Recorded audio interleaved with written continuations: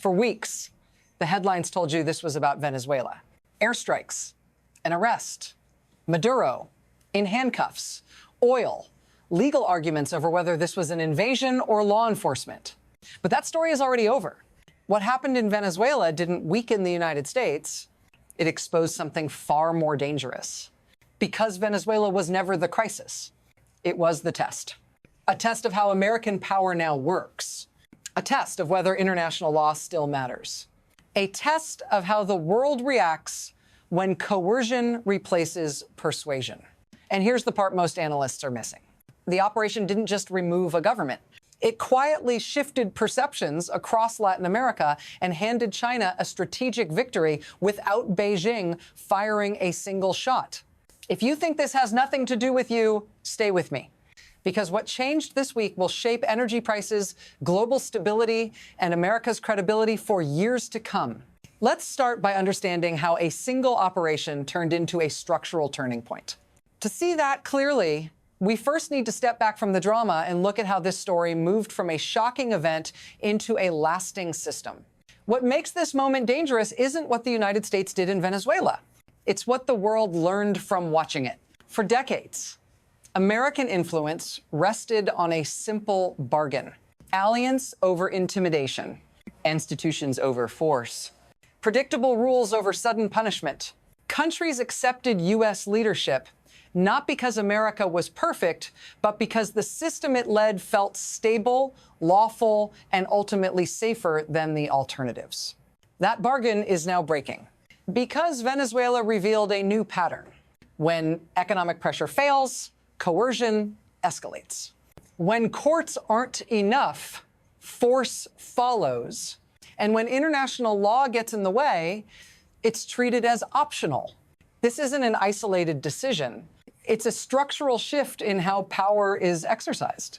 And once countries realize that alignment with the United States can turn into vulnerability overnight, they start asking a different question: not how to cooperate, but how to protect themselves. To understand why this reaction was so fast and so coordinated, we need to look at how this story moved beyond Venezuela and into the regional system itself.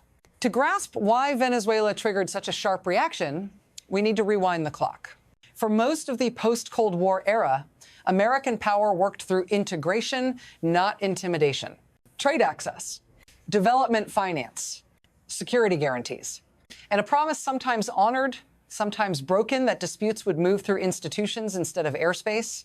That system created habits. Latin American governments learned how to disagree with Washington without fearing regime change. They learned that sovereignty, while imperfectly respected, still carried weight. But over the last 2 decades, that architecture has been hollowed out. Sanctions replaced diplomacy. Financial controls replaced negotiation. Legal mechanisms became tools of pressure rather than arbitration. Venezuela sat at the far end of that evolution. Years of economic strangulation, asset seizures, crude actions. And finally, when none of it produced compliance, escalation, what changed wasn't just the tactic, it was the message. The lesson was clear. Resistance no longer leads to bargaining. It leads to punishment. And once that lesson was absorbed, the response across the region was no longer emotional, it was strategic. The first shockwave didn't come from Caracas, it came from the region. Within days, the response shifted from scattered criticism to something far more serious: coordination. Brazil, Colombia, Mexico, Chile, Uruguay, Spain, not individual statements. A joint declaration. That detail matters, because joint statements signal shared threat perception. They mean governments aren't just expressing outrage, they're recalibrating strategy together. The language was precise: violation of sovereignty, dangerous precedent, breach of the UN Charter. This wasn't ideological alignment. These governments disagree on almost everything else. What united them was fear not of Venezuela, but of what the operation normalized. If a sitting head of state can be removed without international authorization, then borders stop being legal boundaries and start becoming conditional privileges. And once that realization sets in, silence becomes dangerous. Condemnation becomes insurance. But regional backlash was only the surface reaction. Beneath it, a deeper mechanism was already accelerating, one that reshaped how power itself is exercised. What Venezuela exposed wasn't a single decision. It exposed the new operating system of American power. For decades, influence came from attraction. Markets people wanted access to. Institutions people trusted. Rules that, while imperfect, felt predictable. That model is fading. What's replacing it is a system built on pressure. Sanctions instead of negotiation. Courts instead of diplomacy. Asset seizures instead of compromise. And when all else fails, force. Today, the United States uses financial control as a primary weapon.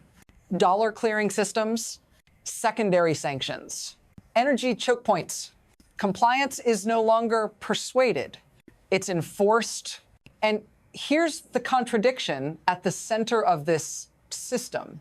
The more aggressively it's used, the faster countries look for exits. If your economy can be frozen by court order, if your reserves can be seized, if policy disagreement can escalate into punishment, then integration becomes a liability. So countries hedge, they diversify trade, they seek alternative currencies, they reduce exposure, not because they oppose the United States, but because dependence has become dangerous. And this is precisely where another power stepped in quietly, patiently, and turned American escalation into its own advantage. China didn't enter this crisis with troops. It entered with timing. While American aircraft dominated the skies, Beijing dominated the narrative. No threats, no ultimatums, just a simple message repeated everywhere that mattered: sovereignty, restraint, dialogue, international law, and it worked. Across Latin America, the comparison wrote itself. China builds ports, railways, power grids. The United States delivers sanctions, threats, and now airstrikes. China offers loans and trade deals with clear timelines. The United States offers access, conditional, reversible, and increasingly political. This wasn't about moral superiority. China's record is full of coercion and control. But optics don't measure intent. They measure behavior. In this moment, China looked predictable. America looked volatile. And for governments that value stability over ideology, predictability wins.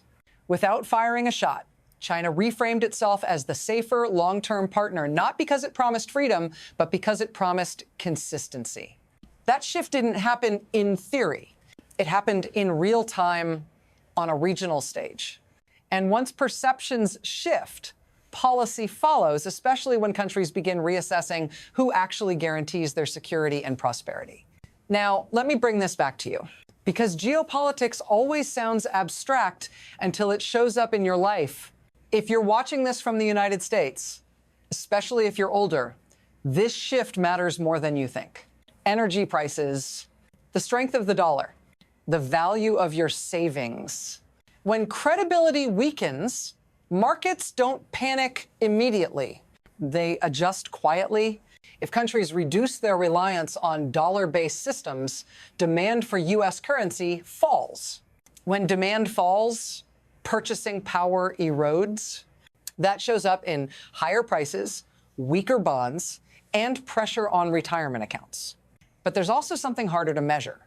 Many Americans grew up believing their country stood for restraint, law, and leadership, not intimidation. Watching that image crack creates a kind of disorientation, a loss of moral footing. If this conversation matters to you, if you want clarity instead of slogans, stay with me. Because understanding what's happening is the first step toward deciding what kind of future is still possible. And to see where this is heading, we need to look beyond the hemisphere and into the global system now reacting to this shift. What happened in Venezuela didn't just echo across Latin America.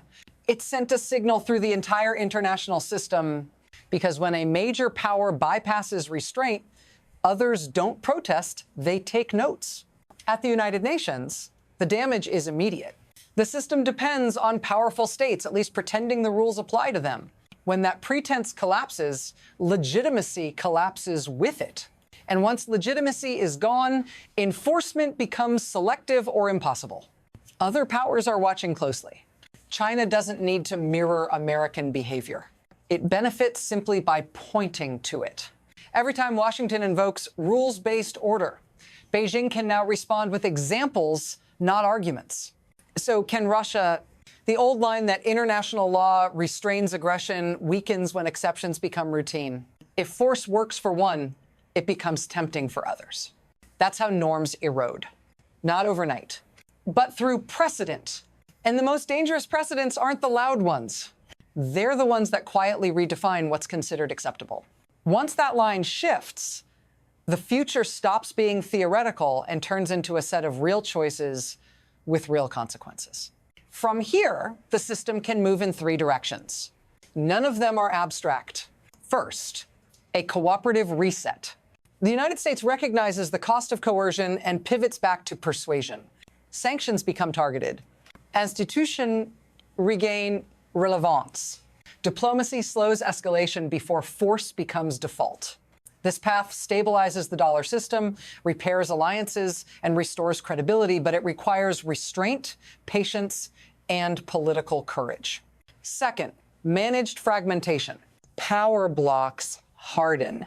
Countries hedge without openly breaking away. Trade and energy settle into mixed currency systems. The dollar weakens but doesn't collapse. The world becomes less efficient, more transactional, but still governable. Third, coercive decline. Pressure replaces partnership entirely. Sanctions multiply. Military action normalizes. More countries exit dollar-based systems not out of ideology, but survival. International law becomes rhetorical. Power holds until it doesn't. History suggests systems rarely choose the first path voluntarily. They drift into the second and stumble into the third. Which path emerges depends less on rivals and more on whether American leadership understands that dominance enforced by fear always accelerates its own erosion. And that brings us to the final question, not about Venezuela, but about what American power is becoming. Venezuela will not be remembered for the airstrikes. It won't be remembered for the arrest or the court filings in New York. It will be remembered as the moment a shift became visible, the moment the United States stopped leading primarily through persuasion and started relying on coercion as a default. The moment international law stopped functioning as a constraint and started looking optional. The moment China gained influence not by expanding its values, but by exposing America's contradictions. The operation may achieve its immediate goals: control over assets, leverage over oil, short-term dominance. But history doesn't grade tactics. It grades trajectories, and the trajectory revealed here points toward a world that hedges against American power rather than aligning with it. The real question is no longer whether the Venezuela operation was legal under U.S. law. The question is whether this is how America intends to lead in the 21st century, through pressure instead of trust, through fear instead of legitimacy. If you want to understand where this is heading and what comes next, stay with me, because the next chapter is already forming. And it will decide whether power still persuades or only coerces.